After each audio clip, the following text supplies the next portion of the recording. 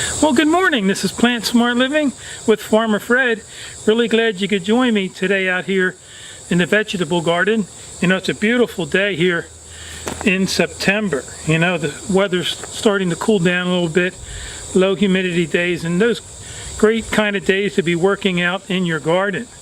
Well, anyhow, I had a viewer by the name of Nang P ask a good question. She says, can you do a video on how to prepare your soil for a raised bed, like from start to finish and ready to sow seeds? Well, I have a section behind me that's 4 foot by 8 foot raised bed that I can go over on what I would suggest on how to prepare your soils for planting your vegetables. So thanks for joining me today out here in the garden.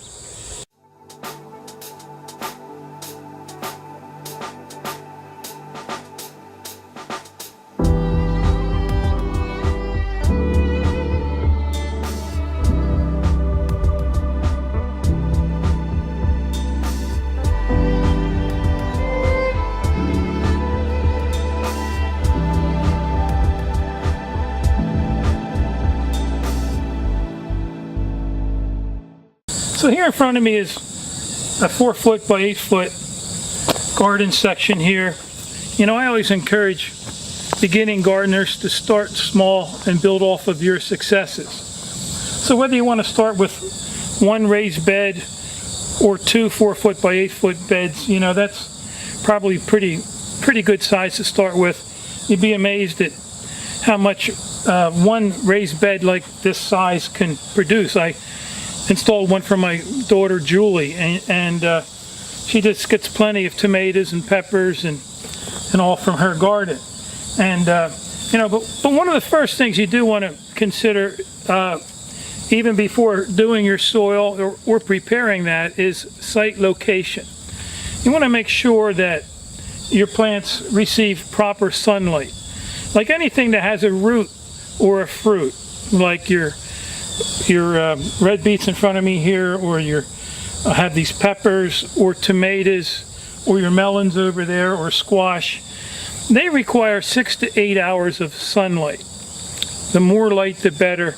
They're heat-loving plants, and so you want to make sure, you know, they get enough sunlight, whether, you know, you grow it on your balcony or your deck or out in your yard.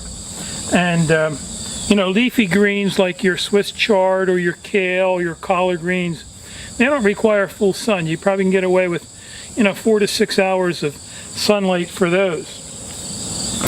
And so, you know, the soil here that I use is a composted leaf mulch amended with topsoil. It's a certified weed-free. I buy it from a local supplier, and I get like, this year I got 10 yards, but that's going to last me some into next year. But it's generally cheaper to buy your compost in bulk if you can do that. But the nice thing about that is it's basically weed free. I hardly get any weeds in my garden. Now if you have topsoil like out in your backyard, you know, you're going to want to amend that with, whether you can use, you know, broken down leaves are great. You know, from my neighbor they were shredding their leaves up, raking the leaves up off their lawn and shredding them and then putting them outside. So I was getting some of my neighbors' leaves when they were putting them out at the street side. And so I mixed them into my garden soil in the fall.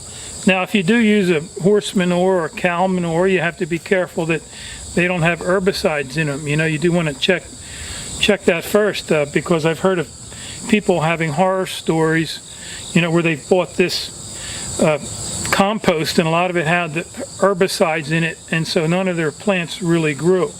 That's the one reason I like to use my composted leaf mulch amended with topsoil, is that I don't have to worry about herbicides with the leaves. But you want to make sure your soil's nice and loose and friable. I do use my garden fork. If you've seen my videos, and I go through my garden using my garden fork, working it back and forth in different directions. Now these tines go in about 12 inches, and so, you know, you want to make sure your soil is nice and loose, because the looser your soil, the more your roots are going to stretch and reach out far and wide, thereby receiving more nutrients, resulting in a healthier stronger plant. And so you want to make sure your soil's nice and loose. I also use these are dehydrated alfalfa pellets. I end up buying these from a local horse feed store. This is a 50-pound bag, and it's around $20. And, you know, one bag of that lasts me usually one season. And, you know, that has a nutrient profile of 322. And so it adds a nice balanced nutrient to your soil. Now, that's another thing you want to check in your garden is the fertility or the nutrient level of your soil. You know, it's recommended you get a soil test like every 3 years, and that way you can check the nutrient level in your soil. Like nitrogen is something that leaches out in your soil very easily, and so, but that's again something I would recommend is you get a soil test in your garden. But if you have a backyard area and you have grass back there, you need to remove the sod. You know, you can also use a rototiller, but I don't use a rototiller in my garden. It does seem to disturb the soil, the microbes in the soil, and all, you know, kills the worms by turning over the soil so much. And but if you do have regular topsoil, again, you'd want to amend that with some soil amendment, you know, to loosen the soil.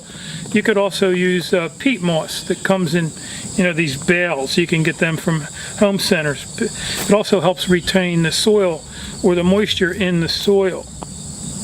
And so once you've amended your soil, you know, add some, again, like I said, the horse manure, cow manure, leaf mulch.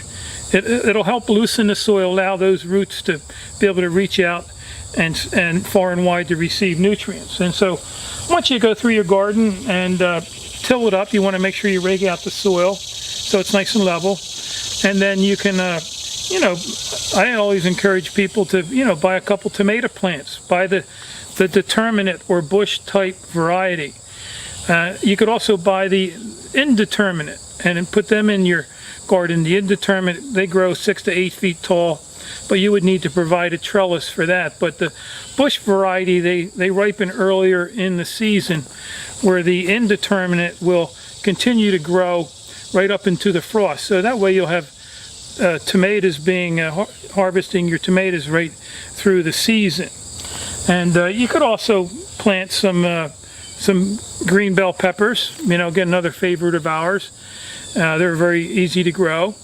And you could also grow some leafy greens. One of my favorites is Swiss chard. It seems like the cabbage looper worm doesn't affect that. And it's very hardy, very easy to grow. You could direct sow that out in your garden. Kale's another good one, a curly leaf kale. I also grow some eggplant. You know, you could grow eggplant in your garden. And, you know, there's a lot you could grow out there in your garden. That's one nice thing. There's a lot of selection of different vegetables. You also have your cold weather crops, you know, like your lettuce, you know, or your broccoli, or your cauliflower, you know, kale. They all like cold weather, so you could start those, you know, a month or so before your frost date there. And I often direct sow a lot of my lettuce, you know, or my Swiss chard or kale. They're cold weather, and I grow broccoli here as a cold weather. And then you could also plant and then carrots, you know, that they like the cold weather.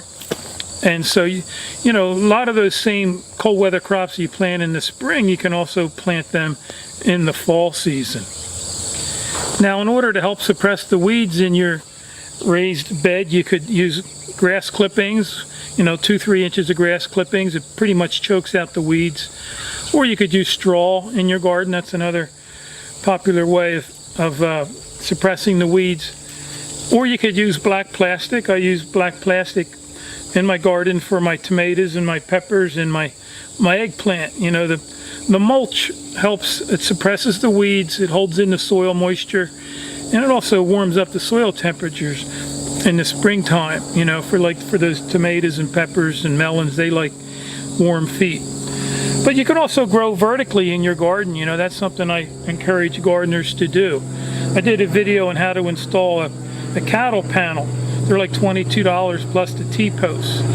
And so that's a great way to save space in your garden and to gain more space is to install trellises. You know, you can grow your beans up them or cucumbers, or, you know, even on those cattle panel trellises, you can grow your melons up there, and they really work great. You know, the size of those cattle panel trellises are 50 inches by 16 feet long, and they're really easy to install in your garden. So anyhow, I hope this video was able to give you some tips and ideas on how to prepare your soils and maybe what vegetables to plant, you know. And you know, gardening can be have its challenges at times. You know, it can be sometimes frustrating, but you know, it's good to really research and study to make sure you're prepared in the beginning of the season. That way your season will go a lot nicer and more enjoyable. I also use row covers. I have a row cover over there that I grow my broccoli under. So anyhow, I just want to thank you for joining me today